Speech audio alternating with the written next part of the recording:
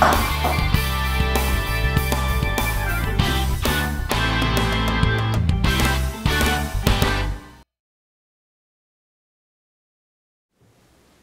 me tell you about people with whom I want to change the world. All of them are church leaders. Most of them have a medium-sized or small church, but a few of them pastor megachurches. The majority of them aren't famous, but some of them are. Some are fascinating public speakers, others not at all. They pastor city and country churches, they live in Western and non-Western countries, they may have a doctorate or no academic degree at all.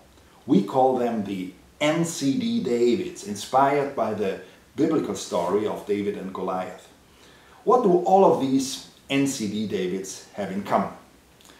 Well, basically these are pastors or lay leaders of churches that have done 4 or more NCD surveys and have increased the quality of their churches by 15 points or more, which is just our in-house language for remarkable, visible, sensible, and in fact sustainable changes that have taken place in the midst of their churches. The by far most fascinating part of my personal learning over the past 3 years has been to do qualitative research with this very group of people. So I spent a lot of time simply speaking to them, listening to them, and watching them. The lessons that I could learn through these real life interactions are priceless. Many of the things that came to light or have been confirmed in these processes are quite different, in some cases very different, from what you find in mainstream leadership books. An incredibly eye-opening part of our research has been to contrast this group of NCD Davids with a control group of other wonderful church leaders, pastors of megachurches with 2,000 or more people in attendance, with no regard whether their churches had experienced the same high quality increase as the NCD Davids or not.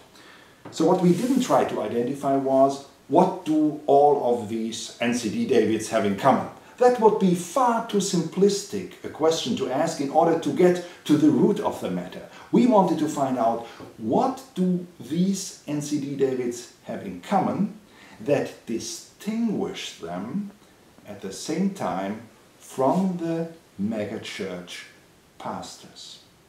No one had ever done this kind of research before, and until very recently we wouldn't have been able to do this research because we depend on this vast pool of 65,000 churches worldwide that we have researched in order to come up with more intelligent subsamples for further qualitative research.